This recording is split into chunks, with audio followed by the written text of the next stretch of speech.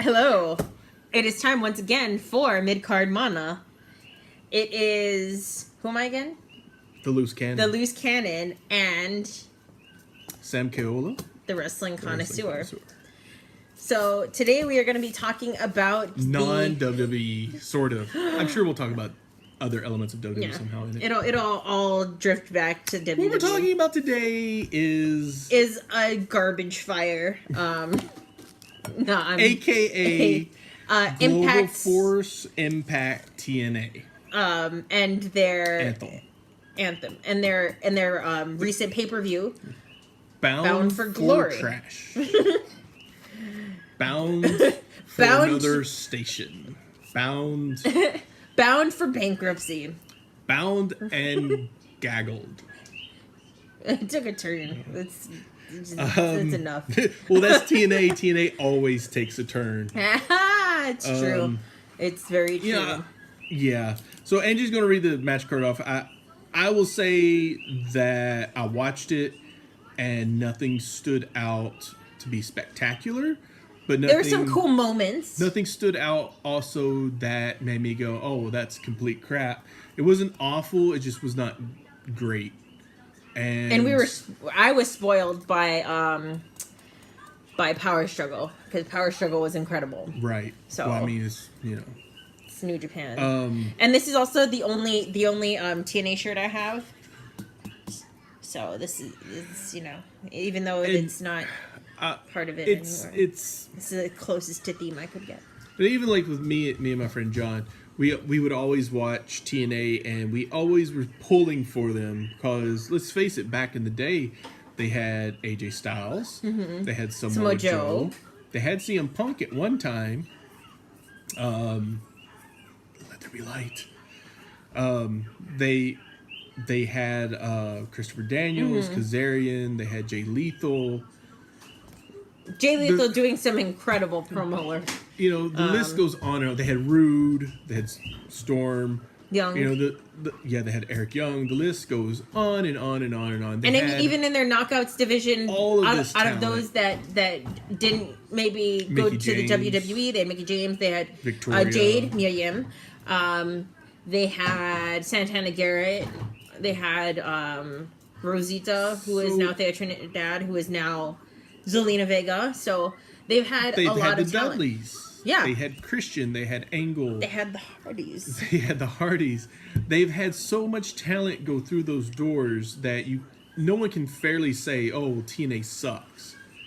Because, I really feel at no point did it really suck they're as handling, bad as it sucks right now. I was like, well, their handling of talent, I think, was probably not very well back then because they burnt through so much of them and so many people, especially long time holdouts who stayed with them for a really long time. After a while, just sort of got fed up. And I mean, people have gone on record saying, well, yeah, I would like to keep working for them, but they couldn't pay. Yeah, the business side was pretty horrendous.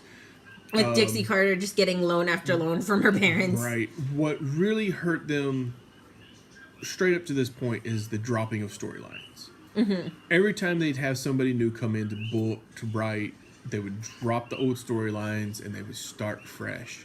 And it absolutely killed everybody. It killed any momentum. The Aces and Eights storyline, which I actually enjoyed, it was something new. It was something different. Nobody was doing it at the time.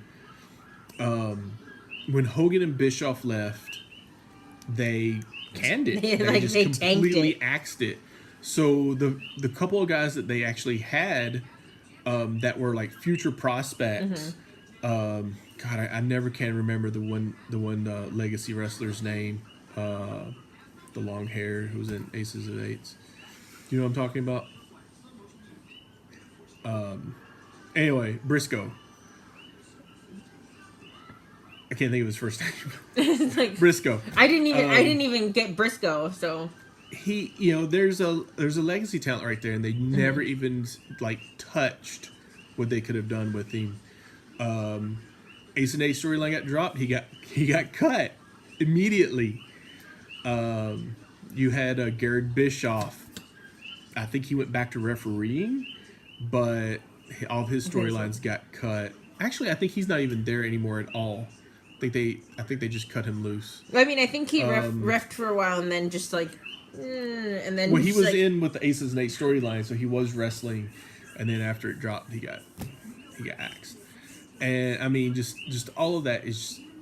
They've never had a point where all the wrestlers they've used to their full potential, because storylines get cut, they get dropped, egos get in the way, whatever. But WWE always managed to kind of handle those things, and at least a little bit more effectively. Yeah, I even hate to give WWE any creative credit because they suck at it, but. It seems like any of the creative stuff TNA has had, it just bottles out within like 3 or 4 weeks. So, fast forward, all that talent's gone through there. We're now at Bound for Glory. And to catch up the most recent things, you had like the biggest name has been Alberto Del Rio, Alberto El Patron, who has been...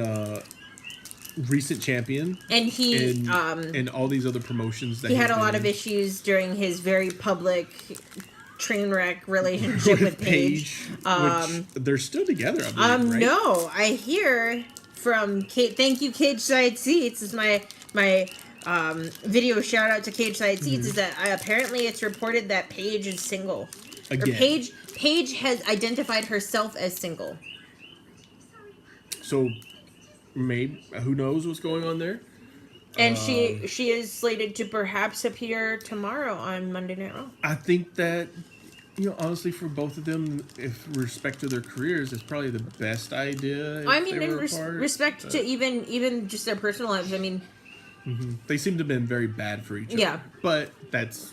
That's only from what we've seen. From their very public fights, but so even going into Bound for Glory, Alberto El Patron hanging above it because it's supposed to be his big return. He's supposed to be back to TNA Impact, or call it Impact from here on out. We'll try to remember that. He was slated to have a feud with Jeff Jarrett, but Jeff Jarrett no longer is gone. with the company. For all these personal reasons. JEFFJARRET. Who is also supposedly going for help to WWE's wellness policy, where they actually cover former wrestlers to get help and whatnot. So good stuff there. I'm going to steal one of these. Do it. It's your candy. And it's the future champions candy. So you can't put it back now. So yeah, so El Patron definitely part of all this. The next biggest name talent I would say they have is Johnny Impact Morrison, also known as Johnny Nitro, Johnny Impact, Johnny Mundo. Is that all of them? And John Hennigan. Which is his real name. His real name. So it comes to TNA Impact, and is Johnny Nitro. And is Johnny Impact. Sorry, Johnny Impact. Which is, I don't know why they would go with that, but they did. I mean, that's his thing. So he is also champion in AAA, I believe. As John Hennigan, I believe. Yeah, or Johnny Mundo. No, I think he's only Mundo in Lucha. Okay. So. But I'm not the Lucha expert. Interesting thing is that he never brings the belt.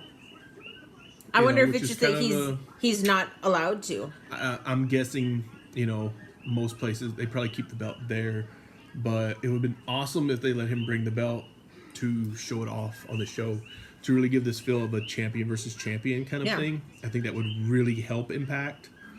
I'm gonna divert right here and say, if anybody has seen the world title on Impact, it looks like shit. It's the shittiest world title they've had in a long time. It's ugly. The one that Angle had when he was there, and the champions along that time period era, was actually a nice belt. It was different looking. It looked pretty good. It was actually kind of a throwback to IWGP kind of title. Well, it's like the problems I have with the new NXT titles. So this one looks like it was the GFW title, the Global Force title, and it had global written on the main part of the belt. And what they did was just change the nameplate out to Impact. And it looks really bad. I think they just put a sticker over it. But it actually hit the side plates still say GFW. So it's like, come on, at least get a new title. Now, they may have it planned. They may actually already have one. But everything's filmed like 20 weeks ago. So, I saw that earlier too. So, yeah, all right. So, we can cut up on that part. First match of the card, I believe, was the X Division title. Yes. So, the first match was Desmond Xavier, Garza Jr., Matt Sydal, Petey Williams, Sanjay Dutt, and Trevor Lee for the Impact X Division Championship. Trevor Lee was the champion going in. Trevor Lee retained. Yeah. So, I feel really like... I know Sanjay was champion for a little bit. Trevor Lee got it back. I know Trevor Lee is, fairly well known on the indie scene as well. To me, and I'm just going to talk about booking wise a lot, especially this match. All right, we have a 4-way for the X Division title, which at no point felt. Except it's a 6-way. It was a 6-way? Yeah. I named 6 It was people. a 6-way for the X Division title. At no point did it feel special. And I remember when you used to watch TNA, and it felt special watching the X Division. It was really high paced. Well, that was the whole gimmick of their X Division was that they didn't want to say specifically cruiserweight, but it was a lot more of the high paced, high flying stuff like that you're used to. It was about weight limits. It was about no limits. Yeah, and that's right. It felt like it. Watching these guys, watching Daniels and Styles and Kazarian, it really felt like it. Petey, and we had 2 guys in this match that are alumni members of that groundbreaking thing, Petey Williams and Sanjay Dutt. Sanjay, who I believe is the one who's booking the X Division now. He's on creative, and I think he's over the X Division aspect, and it shows. I think. I don't want to talk Sanjay. I think he's a good hand. He's a good worker, but I don't think at any point he's ever been relevant to say about in any division to say, oh, we're going to put our title on this guy and he's going to carry a division. I know he kind of got where he is now because he was with GFW and they come back in. Yeah. He was lucky enough to pick the right sides. He was. He came in. I guess he signed a contract with Impact and got in there before it all went to shit. What do you mean before? It's just, well, you know what I'm saying. It's just the X Division is no longer relevant at all. It's not about no limits anymore. It's basically turned into a cruiserweight division. Yeah. And that's sad in a lot of ways. Remember when Joe was fighting for X Division stuff? Right. Joe made it pretty relevant, especially considering that Joe was undefeated his whole time as X Division. So your second tier, I don't even know if you can call it the second tier title anymore. I don't think it is, but it should be. And I feel like they completely need to do away with the X Division as what it is. It was a gimmick that no longer works, and it's not about too many limits at anymore. this point. Yeah, they kept it on Trevor Lee, and I feel at this stage, what Impact needs is recognizable. No. They need recognizable faces of at least that some hardcore fans are flipping through. They're going to recognize immediately, especially if you did actually like TNA back in the day, that you can get excited about and that you can see the division build about. I would have put it on Petey Williams. He's a name that people know. He's Canadian. Yeah. Anthem is in Canada now. So it's like, and it's apparently they want to push the Canadian stars now. I would have put it on Petey Williams and push the idea. They misspelled defeated. Sorry. Oh. and push the idea of, hey, this is our alumni member. Yeah. Especially since James Storm is leaving now. He's already technically gone. Yeah. He finished up recordings through for the what they're going to air through December. But I think after that he's gone, and perhaps there'll be a spot for him in NXT. I mean, he did come to NXT with too much fanfare and excitement, and he had a pretty good showing the first time that he was there. Unfortunately, it was sort of like a one-off or one or two off where he didn't stay very long. Right, but it was at no fault to him or WWE. Yeah. So it was just like family things came up. So it became easier for him to be with Impact. Open. Yeah. So closer, because it was at that point stationed closer to where he was living out of course, because he was with Impact for so long. Right. So yeah, with Impact moving to Canada, and it looking like everything. And so Jim Cornette had to leave. Canada. Yeah, so Jim Cornette can't go to Canada, nor does he want to. He says, "Sure." Yeah, I would have strapped. Is Chikara looking for a new general manager? I would have. He would fit right in. It would be perfect. They should have like a fake Jim Cornette too, and that would be like a cartoon Jim Cornette, and then he can come out and argue with himself. Could be let it be March and Archie. Chicken comes in, and KFC bucket. I don't know. I love Chikara. If I ever could go to a promotion on them in Wrestle 4-1, it would be Chikara. I'm just gonna throw things in as we go through the card. That's fine. I would actually rebrand the X Division title as the North American title. That would be cool. Because North American title, at least it has a little bit of history throughout all the ages, NWA and all that stuff. Plus you're in Canada and you're in the United States, and I really think that they probably should just focus Canada and maybe the East Coast down to the Mid-South. And I don't think if I was them, I would even go into Florida, because obviously NXT is there. Yeah, and Triple H will come out and fight you. Right. They should hit Canada, maybe the New England, couple of New England states like Pennsylvania. I feel like they could definitely do some Midwest stuff. Yeah, they could do some Midwest stuff, and Ohio, because they have Ohio versus everything. But then OVW is still. I don't know if they're still tied to OVW or not. For a while, OVW was their training feeder. Area. So they may still be tied to them. I don't know just how Anthem will work that out. And then hit Ohio, Indiana, Kentucky, Tennessee, maybe go down to Georgia, Alabama, and let that be their route. Yeah, and then PWG besides England can do West Coast and Hawaii, please. Well, there's so one of the not to go too far off. Sorry, I do this all the time. But one of their current tag team champions is one of the wrestlers from Hawaii, Jeff Cobb. Jeff Cobb and Matt Riddle are the current PWG tag team champions. Mm-hmm.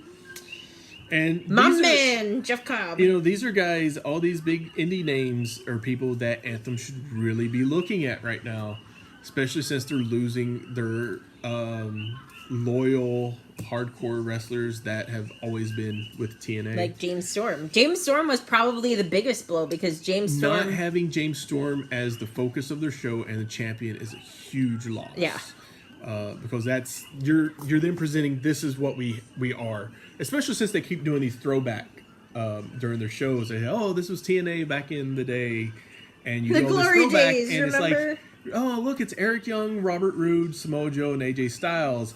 All who are in WWE now. And you're not doing yourself any favors doing that, I feel. So yeah, what was the next match? Taiji Ishimori versus Tyson Dukes. Ducks. Was it Dukes or Ducks? Dukes. An interesting concept, especially because they were pushing that Tyson is Canada's hottest free agent. Yeah, so I was just shocked when he lost. And I'm watching it, and he loses. Well, I mean, and he so in the cruiserweight division, what's his name? Taiji is a small dude, and he didn't look that small. And Tyson, Tyson is presented in the right way, is pretty big. Right. But not that big. I mean, he, Nah. of course, competed in the Cruiserweight Classic last year. So I'm not sure if Taiji is going to be a mainstay or if this is just a one-off. You know, I try to watch Impact, but it's random sometimes. And with their taping schedule, it's odd. Whoa, spoilers when I looked him up. Oh yeah? Yeah. Give them. So on his They Wikipedia take 17 page, weeks ahead of time. So yeah, on his Wikipedia page, Japanese professional wrestler currently working for Pro Wrestling Noah, where he holds the record of being its longest reigning GHC Junior Heavyweight Champion. Through an international working relationship, Ishimori also works for Impact Wrestling, where he is the reigning Impact X Division Champion. So sometime between now and December, Trevor Lee drops. yeah. Not who I would have dropped it to, but again, they're trying to build a relationship with Noah, which is where Eddie Edwards is right now, who is the global champion. Unless it happened on their show, maybe it happened on the. It didn't happen in the latest one I watched. I think so. I'm not sure. Of course, again, they tape so much in advance. It's ridiculous. So an interesting match. I don't know why you would push that this guy is, you know, the hottest free agent in Canada. He's and then have him lose. Great, and then he absolutely just eats it. Next match. I was like, and it was a pretty short match too. It was less than 5 minutes. It was the shortest match on the card. So the next match was Grado versus Abyss in a Monsters Ball match. I will say this, that I actually like Grado. I think he has an old school face feel. He feels like his Irish Dusty Rhodes, but super young. I thought about doing a Dusty Rhodes accent with anIrish accent, and I couldn't. Do it. I can't. Can you? No, I can't. I'm putting you on the spot right cannot. now. I can't do it. This actor. I don't do Irish accents very well. What if you're trying out and I was like, okay, well this character's kind of like Dusty Rhodes, but give Irish. Me your best Dusty Rhodes accent. I can do Dusty pretty well. Okay, now throw a bit of Irish onto it. But with the lisp and the Irish, it gets a little much. Now you sound like I hate you. Now you sound like a Saturday Night Live version of Jeff Sessions.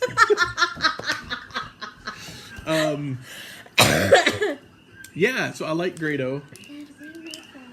I don't know where your phone is. I haven't seen your phone. No. Why don't you go look for it? But the stipulation was for the Monsters Ball match is that the loser leaves or something to that effect. So Grado he loses, but apparently he's going to be back in January. Well, his work visa will be terminated, and he must leave the United States. Is the stipulation that they attached to it. So interesting that they actually had him lose. Well, I mean, they love Abyss. Abyss has been with him for forever. Abyss is also part of like their booking committee, as far as I know. Abyss booked himself over. Yes, but Abyss has booked himself into oblivion. He has poorly booked himself ever since he's been on that committee. Although I do like the Joseph Park thing. It hasn't panned out. It's like it hasn't really gone very far. Right. It had potential. You know, they had a Laurel Van Ness, I believe, in this as well, who is Zack Ryder's girlfriend, I believe. No? I believe, is that the right one? Yeah, I think so. I'm gonna look that up. She's really talented. But yeah, I don't know. This match had a lot of talent in it and had a lot of potential, but it just kind of fell short for me. Oh, you were right. Yes. Again. I know he was dating Emma for a while. Apparently, like, she gets really upset when fans start chanting Zack Ryder's name in her matches. Well, just for you fans out there, if you ever watch Laurel Van Ness, if you ever want to make her mad, she'll get upset if you start just chanting for Zack. I Yeah, I don't know. I was let down that this match Start chanting broski. wasn't. Oh, that would be vicious. This match wasn't more than, didn't live up to its hype, which wasn't that much hype. So yeah, apparently Greta will be back in January, which is probably when they'll start taping again. Yeah, that's pretty much it. I mean, Abyss. It's such a shame he's in the predicament he's in, but it's, yeah, their biggest guy, their biggest threat that they've done nothing really with. What was the next match? So the next match is a 6-man tag between Team AAA. So that was El Hijo del Fantasma, Pagano, and Texano versus Team Impact. That was EC3, Eddie Edwards, and James Storm. Interesting thing about this match, Eddie Edwards is gone, and James Storm is now gone. So just EC3 holding it down. You have like only EC3 can. Like only he can. And EC3 is really is a heel, but they kind of keep pushing him as like Mr. TNA kind of. He is at this point. At this point, he is really all that's left of this of a TNA aspect of an era long gone. So there's that. Yeah, I don't exactly know. I mean, EC3 is their grand champion, which, yeah, like, all right. So for those that what are the rankings of these belts anyway? Like, what belt is the most important to them? Was the TV title back in the day, which was kind of like it was the TV title, all right. So like Eric Young held it, and a couple other guys held it, and it was just kind of like their bottom tier title for anybody. Like a stepping stone. It wasn't X Division, which was primarily the smaller guys. It wasn't the world title, but it was like a title that you could use to get somebody over from the X Division by having them beat a bigger name guy. It's kind of like that, which was kind of cool, Then it got renamed I think it got renamed something else before the Grand Championship. I think it was like International Title, or I can't even remember. It seemed like it had a couple different names. Then they made it this Grand Championship, and it is defended in a more sportly manner, I guess you would say. It's like 3 5-minute rounds or. Yeah, I remember this. It was very like when I was reading through very bad how they were trying to sort of have it play out as how they were going to decide how the title passes. There's like judges. You have 3 judges. Yeah, it's very and if nobody pins the other guy, then it goes to the judgment call. I think it's a bad gimmick in a company that has a lot of bad gimmicks. Including the 6-sided ring. It's a bad gimmick. It's time to let it go. It's not a throwback. Just get over it. Go to a regular ring. Plus, it's harder on the wrestlers' bodies. They have actually stated that. Yeah. I would absolutely get rid of this title. To me, it's like it's not defended regularly enough.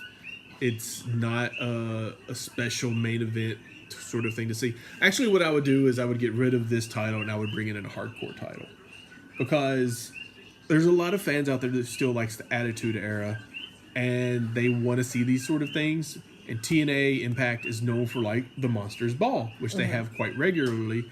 So why not have a title that focuses on that aspect of a hardcore thing? You get get a more hardcore wrestling group that's just for that division. You have Abyss, who you would just focus on. You'd have him as your main hardcore champion. And you could eventually move guys out of that division to go after your world title or whatnot.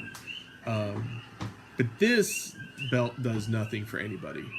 It's just a trophy that people can carry around. There's spoilers, by the way, on the current champions. I'm trying to think. After all the tape delays. EC3, the last episode I have seen, EC3 went out and shit talked somebody, and I can't remember who it was. Was it this guy? Yes. Was it? It was Matt Sydal. Sydal. Which brings me up to Matt Sydal. First, let me get through this 6-man match. It was a good match. It was a really good match, and it was really built up. I don't know if it lived up to what it was being built up to be. Especially the finish, I thought was poor, since they built up so much tension for it. The tension being that this team could not get along and function to beat AAA.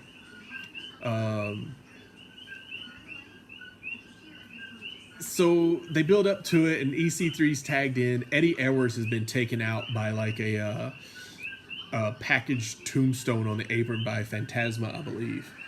So he's out of the match, and then like EC3 tags in, comes in, hits two 1%ers on them, has them both together, which is a really awful looking move. I think it looks really crappy, but hits the 1%ers on the other remaining 2 members of the team, and he turns around, he looks at Storm, and he's like, "Last call."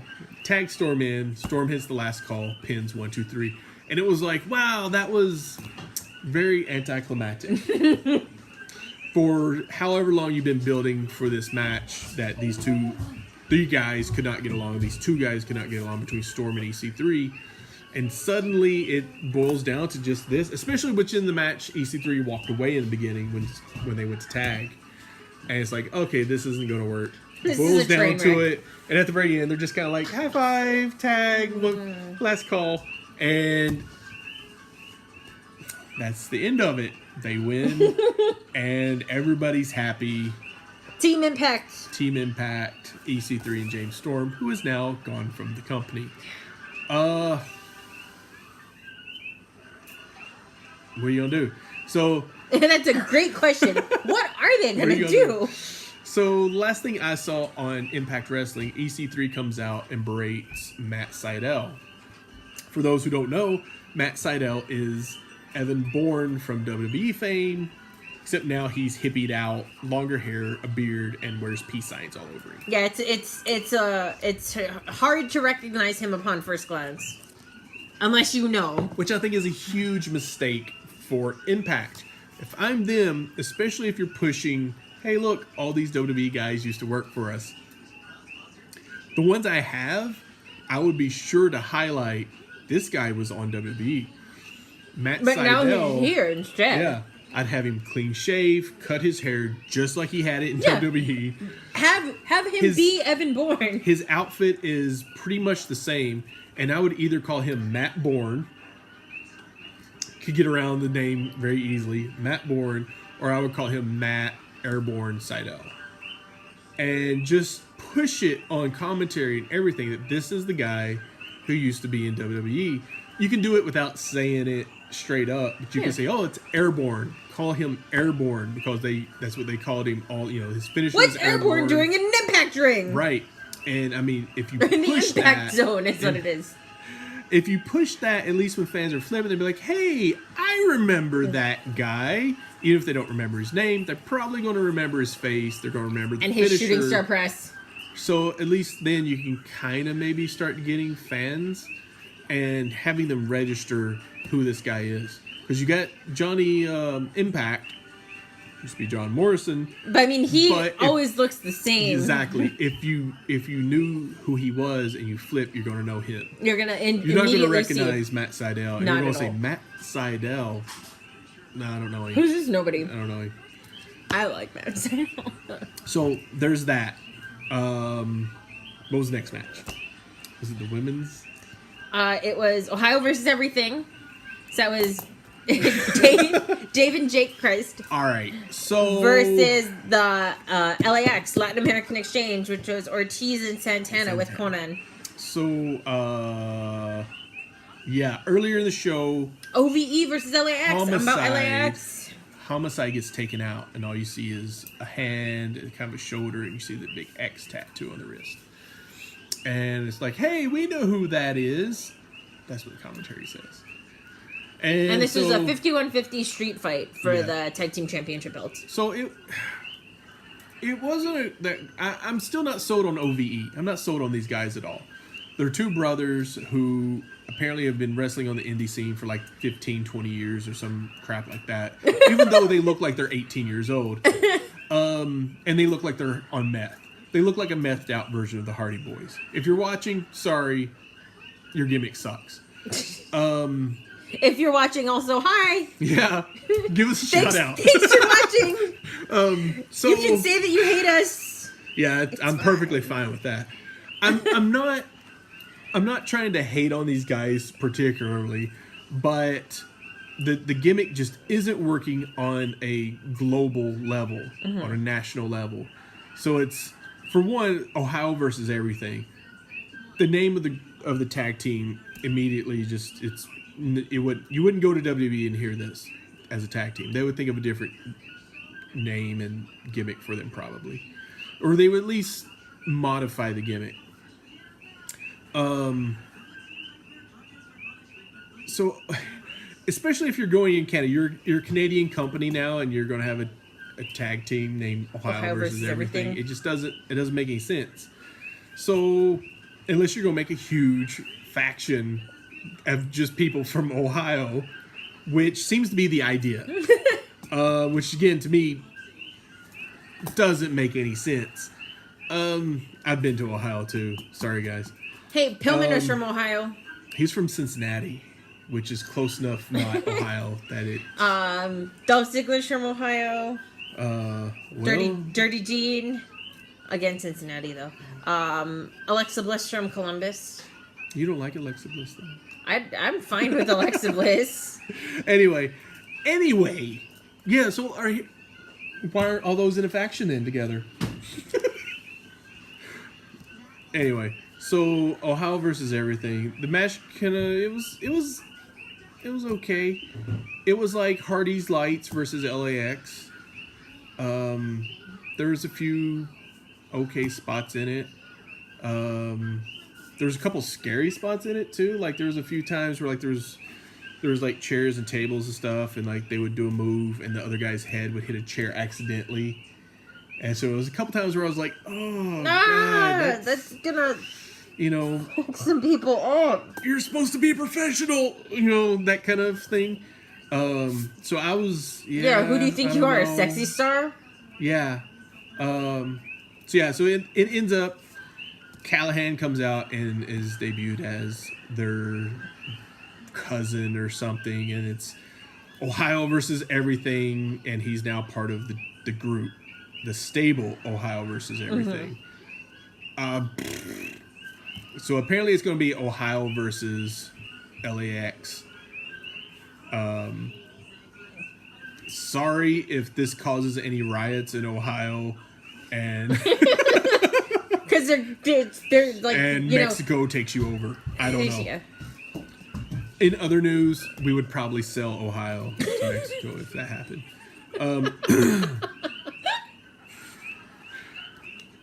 I just, LAX, once we start talking about Impact legacy things, LAX is to me your biggest brand that you need to capitalize on.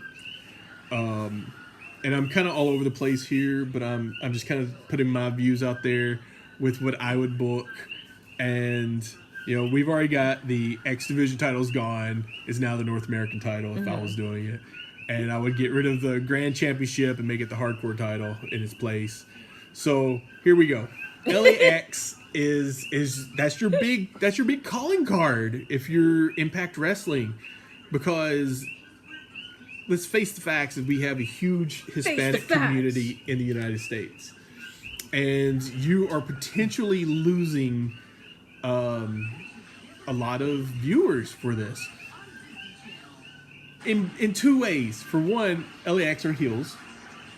So was NWO. But NWO was mad over. It sold crazy amount of merchandise, and people thought they were cool.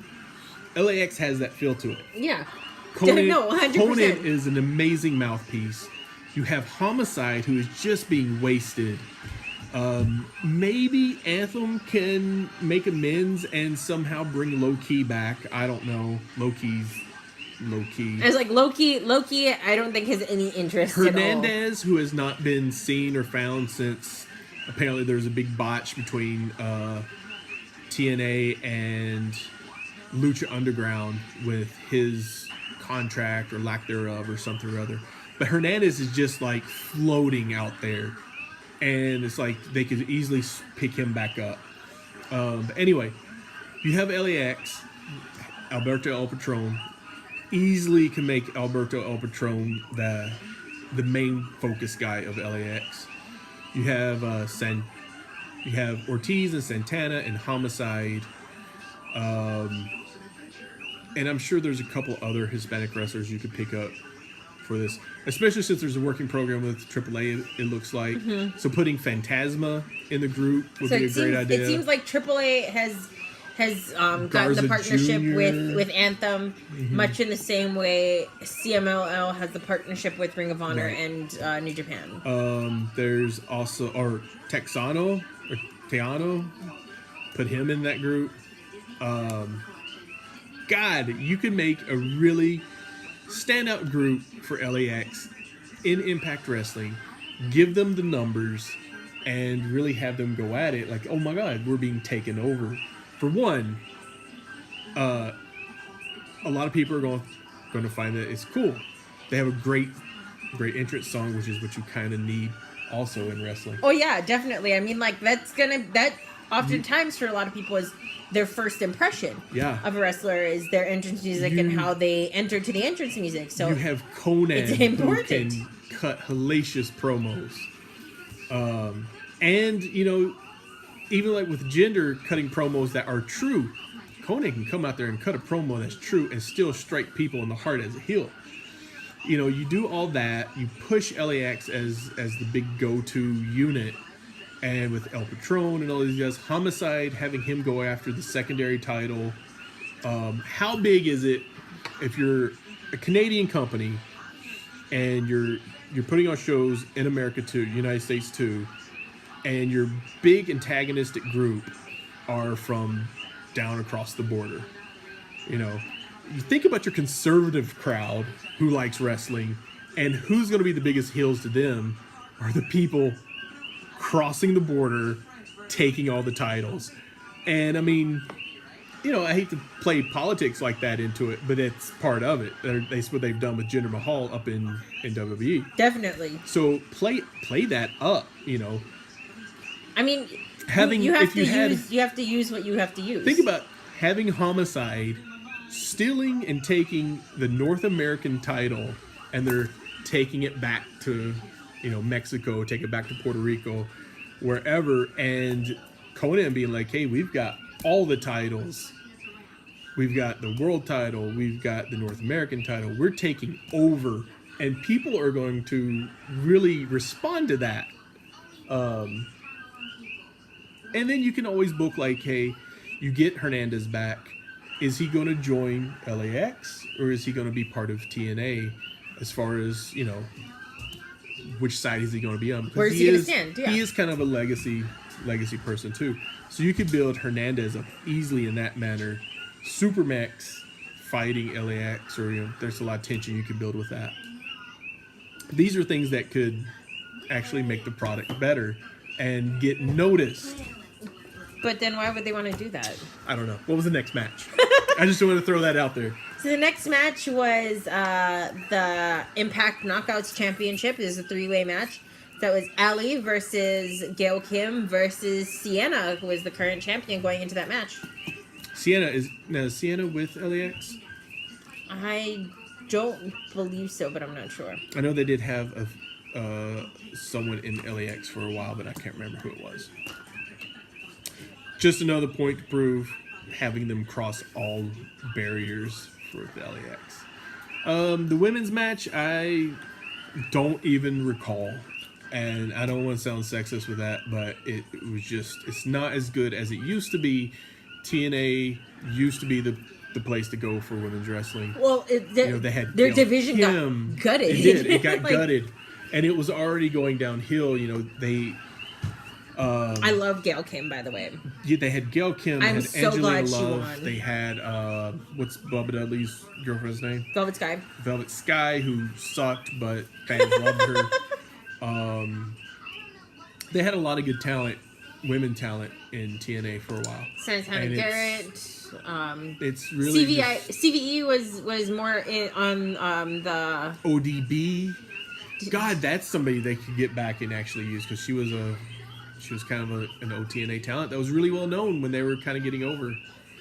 But and then so women's match, don't know who won. Gail Kim won. Oh, did she win? Yes, and this was actually Her there have been a lot swan of song.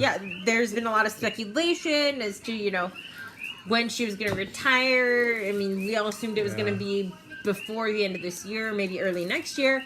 But she announced that match was her retirement match. She went out on top, baby. As well, she should. And I love Gail Kim.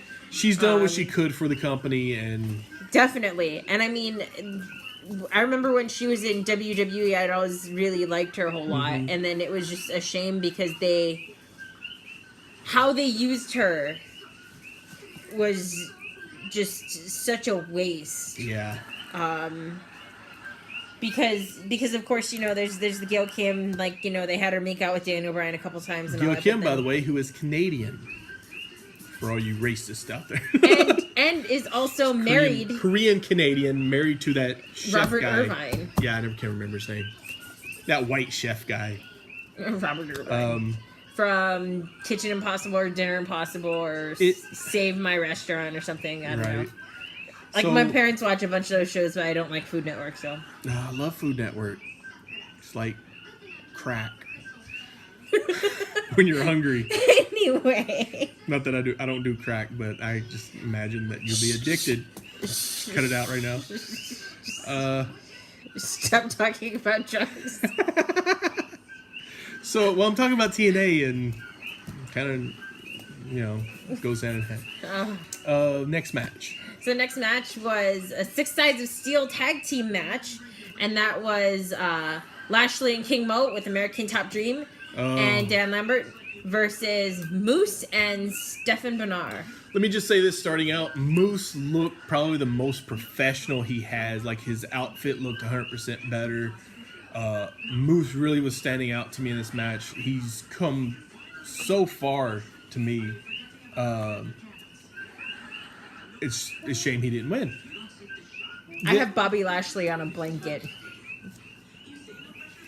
This is a literal. So does Dixie Carter. He's on an old WWE blanket, though. Why would you not have Lashley and not be pushing him like Brock Lesnar? Is my question. I mean, this guy is a monster. He's a beast. I feel like just a year ago, or maybe it was a little bit longer than that, but like he was the like heavyweight champion. Yeah. He was every champion. And he had all the titles. He had all 3 of them. Which, I don't mean to push him like that, but I mean just really marketing him as a guy that you would go, oh, I want to see this guy fight Brock Lesnar. Put this on. No, wherever you want, baby. Okay, Here, put it on this. Make a thing. I would just be marketing this guy as. Like dropped it. I did. I would be marketing this guy as, oh my god, this guy is just a monster. He's a beast. He's a beast. And I don't know if I would necessarily. Yeah, you can. I don't know if I would necessarily have the title on him all the time like WWE's doing Lesnar, because I don't necessarily agree with that. But I like this King Mo Lesnar feud. I think Lashley, same thing. I don't know about this getting the MMA stuff involved. It felt like the build has worked, but I felt the match really lacked. Like, I counted like 3, it could have been 4, maybe more times that Stephan Bonnar and King Mo faced off. Well, I mean, and it was like everybody else was down, and they're like, well, I mean, we're gonna fight. We're gonna do it. The styles are so different. Yeah. And that it makes it really difficult unless you really know how to work the match from both sides. Right. So you have to have a really good working knowledge of And I would have MMA fighting as well as as wrestling. I would have hoped that they would have actually gotten in there and did the footwork for it, but they didn't. Yeah, I mean, for that kind of match, you really have to because of, like I said, the difference in style. So you have to find ways to have them interlock in certain ways and have them stand out a lot. Yeah, you would hope so, but it did not happen. And you had like 3 or 4 times where Bonner and Mo kind of stood off against each other, like, oh, it's gonna go down. Are we finally gonna see them fight? No, we're not. Lashley's gonna attack Bonner, or Moose is gonna attack Mo, and they just kept doing that over and over and over again, to the point where it got a little bit ridiculous. Like, okay, this is a waste of time. And then they had Lashley's team come in and jump Moose and Bonner, and eventually Lashley hits the spear. Lashley's team wins, and it just kind of, I don't know, the build up versus what we actually got just was not a good payoff. Although I will say I think this builds up to a future match with Moose and Lashley again, which hopefully maybe will be, a good finish for their feud. I think if they use this to put Moose over, it would be the best idea that they could possibly do. Next match. Well, but I was like, prior to that, there was the second big debut for Impact Wrestling of someone who was once an owner of Suits and did a little bit of writing for another wrestling company. You might, kind of obscure, called WWE. It's really sad that they did not bring Jimmy Jacobs in as the new writer. That's what I'm most disappointed in. They bring him in as a wrestler and a manager. Yeah. Where's my school box? Over there with your school stuff. They bring him in as a wrestler and a manager for Congo Kong, I believe, is who he's going to manage. So I think Jimmy Jacobs probably could have gotten a job with writing, but I think he also wanted to be back in the ring. I think he really definitely missed his time. I'm writing for himself. You spend so much time writing these great things for other people that you have to miss using your talent for you every so often. I'm curious if he's going to be like full time, if he's like signed to an exclusive contract. I don't know what they're doing now with with Anthem in charge. But I think it would be a huge mistake if he doesn't capitalize on the Bullet Club. But he's not signed with an exclusive contract with Impact or Global or Anthem Sports. I was gonna say Global Sports, or Anthem Sports. Anthem Impactina. But I do know. So the other person that debuted, Sami Callihan, right? He actually cut a promo. Sami Callihan was at Wrestle Circus and was saying, everyone says that they're the king of the indies or the queen of the indies. Well, I'm going to tell you there's only one king of the indies, and it's Sami Callihan. And he cuts this long promo about how everyone needs to bow down to him because he's been here. He went away and he came back and he's better than ever. And then you just hear, which is probably the most perfect entrance song ever. Goodbye Horses. Goodbye Horses. Like straight out of Buffalo Bill's scene in Silence of the Lambs. Is so good. And out comes Jimmy Jacobs going, you're talking about being the king. Well, and he says this, and I was just like, he's like, as soon as I get back into ring shape, I'll meet you in this ring. I'm just like, Jimmy Jacobs should have a new finisher, and it should be called Future Endeavored. Because he was a writer, and that should be his gimmick. He should be like, you will be future endeavored. And he should call himself Creative. That should be his name. Jimmy Creative Jacobs. But no, so and he should be like, Creative's got nothing for you. Well, no, he came back, and so he's saying, oh, the king is dead. The princess is back. And I was like, Zombie princess is back. Thank you. So, I was like, the eyeliner's back, baby. The eyeliner's back. Is. And So, I gotta say, I have to say this. I, for a long time, was just sort of on Jimmy Jacobs. And then I took a long look in the mirror. And I was like, I know why I never liked Jimmy Jacobs that much. It's because I am Jimmy Jacobs. Like, down to the crazy colored hair. This is why he got fired. This is actually Jimmy Jacobs. And the eyeliner and like the goth, the makeup, dead inside princess. It's like this is me. And then once I realized that, I was like, I secretly have loved Jimmy Jacobs all along. Which means you loved yourself because you are Jimmy Jacobs. Exactly. Yeah. I the power was in me all along. Oh, it's a new day. Yes, it is. But yeah, so I have to say I'm very glad to see Jimmy Jacobs back, and especially because of the fact that at this point in my wrestling Marxism fandom, etc., whatever we're gonna call it, whatever I've gotten a whole lot more of appreciation for the amount of writing it takes into putting in a character, and I've seen that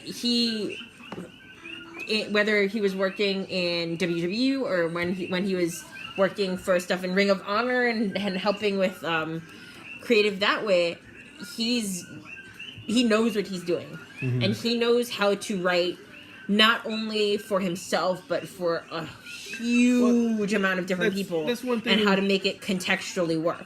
So I've gotten a lot of respect for him as far as like a theater major. Right. Where you have to definitely understand a character in order to write for it. And he has such a good innate understanding of how people are going to react to certain things, and so how to write for that reaction. That for Impact not to use him in that manner, even if you're using him as a wrestler or a manager, to not use him as a writer is a huge failure, because obviously on this.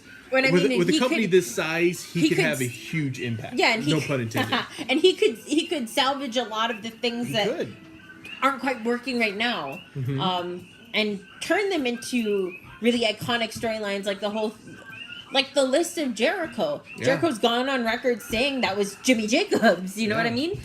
So all I can hope for is that Jimmy Jacobs will be on the Cruise of Jericho, and then I can go up to him and be like, "I used to hate you, but now I realize we're the same." I will. And then Angie, I will actually do this. Then you eat him, and then we become one. And you just show up on Impact Wrestling. Yeah, and he'll see me on TV, but like 2 months in the future. Before I see you in prison. This is really. This is next match. So the next match was the main event. Thank God, because we've spiraled so far. And she diverts again. Yeah. So it was Johnny Impact versus Eli Drake, who was the current champion going in. And he was accompanied by Chris Adonis. For those who don't know, Chris Adonis is Chris Masters from former WWE fame. A much smaller Chris Masters. I wonder why. Yeah. So they just don't have the same orange juice. I think Eli Drake, I do like. He has a nice old school feel to him. I would even go as far as like some of his promos that he cut really bring me back to old school flair. And it's like, wow, I can see why you would put the title on this guy. I think the feud with Johnny Impact has been booked horribly. When you have the match on TV for free, to do it for a pay-per-view just seems silly. Cheap. Yeah, it's just I don't understand. Like, oh, you're gonna face it lessens him. the impact again. No, No pun intended, but I mean, when you do this, and even the WWE is guilty of doing this every so often, is that, like, you know, if you build this huge match to go on at a pay-per-view or whatever, and for the company, that's a pretty huge match. Yeah. To just have it on a regular television programming, on an episode of regular television programming, just sort of makes it like, oh, well, it's not that special then. Right. If you're not saving it for the big event, what makes this match significant? And why should we care about it on this elevated stage when you've already given it to us on this diminished stage, as it were? Yeah. When I can flip through one of the, you know, lower rated channels and catch it on Pop TV, why would anybody pay for it? Why would anybody even care to see it at all now? I think if they at least gimmicked it up a little bit, made it to a point where need some help. Made it to a point where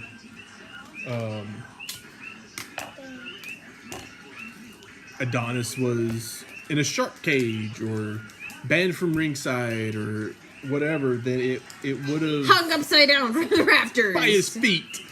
It would have helped somewhat, but it wasn't there. I think the match itself was okay. I mean, it was definitely the longest match of the show. What was the finish? Does it say? I can't even remember the finish. It does not say the finish. You're just gonna have to go from memory. I don't remember the finish at all. I just remember the match was what it was. Oh, I see. It was, as I quote,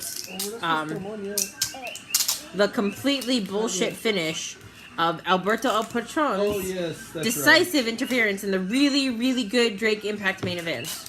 El Patron comes out, he attacks both wrestlers. And then at the finish, he puts Eli Drake on top for the pin. So they're kind of working for this triple threat kind of thing. El Patron isn't face, he's not heel. He is back. Heel, but he's back and he's mad heel, at the company because the company turned against him in his hour of need, especially when they and this is going off of real life heat that he had when him and his, of course, girlfriend at the time, Paige, got into an incredibly public altercation at an airport, in which, you know, the cops were called. Okay, so not to cut you off. That was it. So we already have. I'm gonna hit my highlights here for my rebooking. X Division title becomes North American title. Hardcore title. Get rid of the Grand Championship. Bring in the Hardcore title. I build LAX up like NWO. Add in all the AAA members. Or the LWO. I would actually not put in what was the other guy's name? Nagano? The one with the skull mask and everything. I think he looks cool enough that I could keep him separate and like put him in the Hardcore division or something. Anyway, so with this, I would actually build up to Johnny Impact versus Eli Drake in a cage. Chris Adonis is banned from ringside. And I would build with them teasing and taunting Eli Drake that, hey, you're not man enough to do this on your own without Adonis. Yeah. To where he takes the challenge. He says, I am man enough to do it. And he tells Adonis, I don't need you. I don't need you at ringside. I don't need you to watch my back. I don't need any of this. So Adonis kind of feels I don't need anybody. Yeah, he kind of feels left out. And so you actually do see Eli Drake starting to do these things on his own. Still heel, he goes into the match. And both men are out, and you have Adonis come out to ringside. He gets in the ring. Guys are getting up, and he takes out Eli Drake. Like Johnny, you said you right. could use it without me. Didn't need me. Johnny Impact wins. Adonis and Impact celebrate. And turn Impact heel with Adonis, and you turn Drake heel in the process of that. The next Impact, I would also have Jack Swagger debut to join Adonis and Johnny Impact and make a team out of Adonis and Swagger. Swag Jagger. Yep. I would make a team out of those two. And then the next show, I would have it built up like Eli Drake and Matt Airborne Seidel versus... What's Airborne doing in the Impact Zone? Versus Johnny Impact and Chris Adonis, or Adonis and Swagger, with Johnny Impact at ringside. But in the match, Airborne Seidel turns on Drake and joins Johnny Impact, who announces that he is the flagship, that this is the flagship crew of Impact Wrestling, and start a new stable of those four called the Flagship. That's what I would do. So then you would have stables. Careful, just like copyright all this right now, so that when they if you're steal watching this, and you steal this, I don't even care. I would work for them for pennies. All right, let me think. Price range. I know not Walmart money, but give me $30,000 a year. I can work from home, so I don't have to fly to Canada every other week, because it's a really long flight across the Pacific. Yeah, it is. Let's see. Of course, they only actually film like what, twice a year. So let's see. Matt Seidel goes for $1,500 for a match. Let's say like $1,500 for like a week. Like a week of work. I could $1,500. write you an awesome show for $1,500 a week. Anyway, you would have the flagship group. That's TNA. That's Impact, but they're heels. Mm-hmm. You would have LAX, and then you would have your face Impact group. Your main Impact group, which would be like Petey Williams, EC3, not Johnny's, not Storm, because he's gone, not James Storm, but probably like Hernandez and bring him back. Yeah, bring him out. Sanjay Dutt, whoever else. You would have to have that group who would have ego problems. They would be face and heel. Who would you'd have to try to learn to work together, just like the Storm EC3 thing. They'd have to learn to work together to take on the other stables. Mm-hmm. I would have LAX go over so big, have them start winning all the titles, that the flagship Impact's group would have to kind of turn face in the process and team with, Impact to get the job done to take out LAX.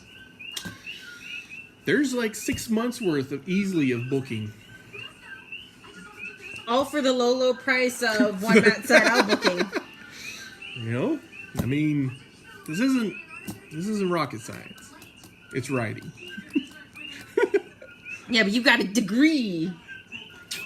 Unlike Wade. Oh.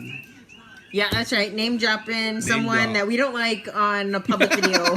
What you gonna do? You couldn't cut it as an English major. You couldn't cut it as a history major. Oh. And she diverges again.